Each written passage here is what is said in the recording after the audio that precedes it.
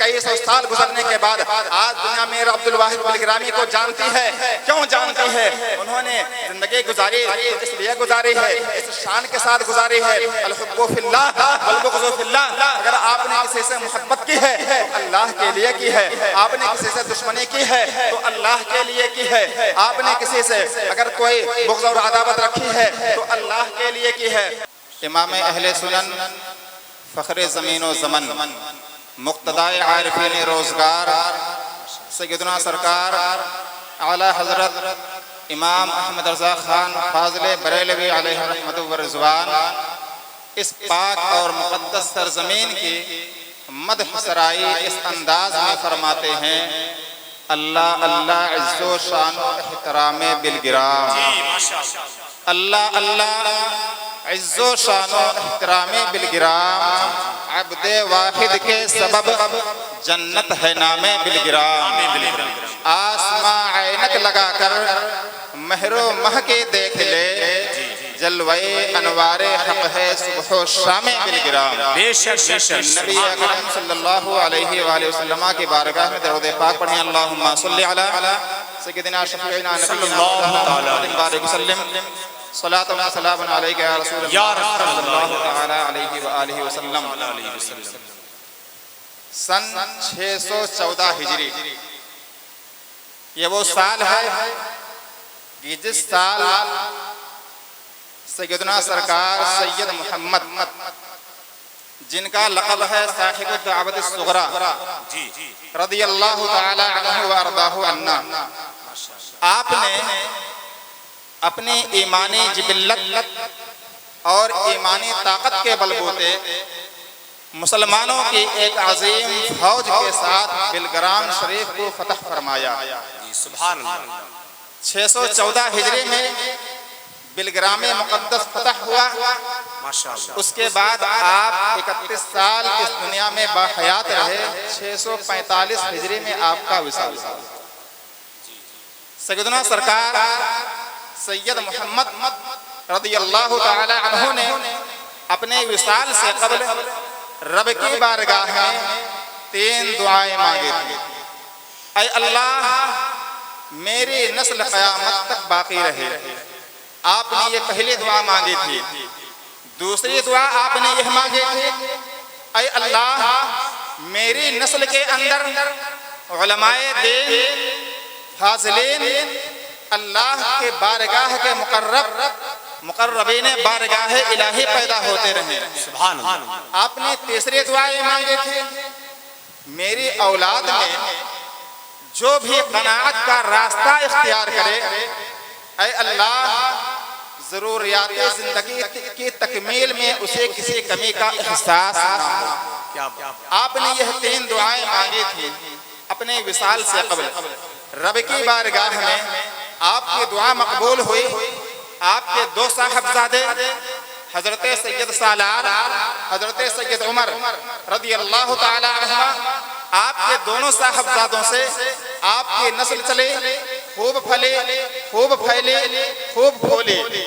آپ کے بیٹے سید سالار رضی اللہ تعالی عنہ نے سپہ گری اختیار فرما لی، جبکہ آپ کے بیٹے سید محمد عمر نے فقر محمدی کو اختیار کر لیا، نبی کریم کے سنت کو اختیار کر لیا، فقیرے کو اپنا لیا۔ آپ کی نسل بڑھتی رہی، آپ کی نسل چلتی رہی۔ آپ کی نسل میں ایک بزرگ پیدا ہوتے ہیں جنہیں دنیا سید بدھ رضی اللہ عنہ کے نام سے جانتی ہے۔ اسی بلگرام شریف کی سرزمین پر آپ کی پیدائش ہوتی ہے۔ آپ نے اپنی زندگی کچھ یہاں گزارے، اس کے بعد آپ کا آبائی وطن بلگرام شریف تھا۔ بلگرام شریف کو ترک کر کے آپ قصبہ باڑی جو سیتا پور میں آتا ہے، آپ وہاں چلے گئے۔ آپ وہاں دین متین کی خدمت میں مصروف رہے، اللہ کے دین کی تبلیغ میں مصروف رہے، لوگوں کو اللہ کی دعوت دیتے رہے، لوگوں کو دین اسلام کے احکام سمجھاتے رہے، اور آپ کی نسل وہاں چلے۔ آپ کے پوتے سید قطب الدین رضی اللہ تعالیٰ عنہ نے قصبہ باڑے کو ترک فرمایا، اور آپ نے قصبہ سانڈی کو اپنا مسکن بنایا، اپنا وطن بنایا۔ قصبہ باڑے کو آپ کے پوتے نے ترک کیا، قصبہ سانڈی میں آ گئے، آپ نے وہاں قیام فرما لیا، اور وہیں قصبہ سانڈی میں آپ کے پوتے سیدنا سرکار ہم سب کے آقا میر عبد الواحد بلگرامی رضی اللہ تعالیٰ عنہ کے سن 912 یا 912 یا 915 ہجری میں آپ کی ولادت ہوئی، سبحان آپ اللہ سے پیدائش ہوئی۔ سیدنا سرکار میر عبد الواحد بلگرامی رضی اللہ عنہ کا جو خاندان تھا، آپ کا جو گھرانہ تھا، کوئی معمولی گھرانہ نہیں تھا، بلکہ آپ کے آبا و اجداد اہل علم و فضل تھے، اللہ والے تھے۔ آپ کے والد ماجد سیدنا ابراہیم رضی اللہ تعالیٰ عنہ سیدنا سرکار مخدوم شاہ صفی رضی اللہ عنہ کے مرید اور خلیفہ تھے۔ آپ کے والد ماجد عالم تھے۔ آپ نے خود سبع سنابل شریف میں لکھا ہے کہ مخدوم شیخ صفی رضی اللہ عنہ کے تمام خلیفہ اہل علم تھے۔ میر عبد الواحد بلگرامی رضی اللہ عنہ نے ابتدائی تعلیم کے حصول کے بعد آپ نے سیدنا سرکار شیخ صفی رضی اللہ عنہ کی خدمت میں حاضری دی، آپ سے بیعت ہوئے، اور آپ سے بیعت ہونے کے بعد آپ نے تصوف و سلوک کے منازل ان سے طے کیے، ان سے علوم و فنون حاصل کیا۔ لیکن جب سیدنا سرکار میر عبد الواحد بلگرامی رضی اللہ عنہ کی عمر 18 سال کی تھی، آپ کے پیر و مرشد سیدنا سرکار مخدوم شاہ صفی رضی اللہ عنہ کا وصال ہو گیا۔ آپ اس دار فانی سے کوچ کر گئے۔ سیدنا سرکار میر عبد الواحد بلگرامی رضی اللہ تعالیٰ عنہ نے اس کے بعد شیخ سکندرہ جو آپ کے والد ماجد کے پیرزاد بھائی تھے، پیرزادے بھائی تھے، ان کے جانب رجوع کیا، آپ سے تصوف و سلوک کے منازل طے کیے، آپ کے تصوف و سلوک کے علم حاصل کیے، آپ کے بارگاہ میں رہ کر کے آپ نے علوم و فنون حاصل کیے۔ آپ کی خدمت کی، شیخ حسین سکندرہ نے آپ کی پرورش کی، آپ کو سنوارا، آپ کو سجایا، اور آپ کو سلسلہ چشتیہ، سہروردیہ اور سلسلہ قادریہ کی خلافت بھی عطا فرمائی۔ سیدنا سرکار میر عبد الواحد بلگرامی رضی اللہ تعالیٰ عنہ نے اس طرح اپنی زندگی دین اسلام کی حمایت میں، دین اسلام کی اشاعت میں گزارے کہ آپ دنیا سے تو چلے گئے، آج اتنے سال ہو گئے ہیں سیدنا سرکار میر عبد الواحد بلگرامی رضی اللہ عنہ کو دنیا سے گئے ہوئے، آج ہمارا حال یہ ہوتا ہے، ہمارے گھر کے آبا و اجداد چلے جاتے ہیں، ہم یہ بھول جاتے ہیں ہمارے باپ کون تھے، ہمارے دادا کون تھے، ہمارے پردادا کون تھے۔ لیکن کئی سو سال گزرنے کے بعد آج دنیا میر عبد الواحد بلگرامی کو جانتی ہے۔ کیوں جانتی ہے؟ انہوں نے زندگی گزاری اس لیے گزاری ہے، اس شان کے ساتھ گزاری ہے، الحب فی اللہ والبغض فی اللہ۔ اگر آپ نے کسی سے محبت کی ہے تو اللہ کے لیے کی ہے، آپ نے کسی سے دشمنی کی ہے تو اللہ کے لیے کی ہے، آپ نے کسی سے اگر کوئی بغض اور عداوت رکھی ہے تو اللہ کے لیے کی ہے۔ اور اللہ فرماتا ہے، اللہ بزرگوں نے فرمایا ہے، من کان للہ کان اللہ لہ، اے لوگوں جو اللہ کا ہو جاتا ہے اللہ اس کا ہو جایا کرتا ہے۔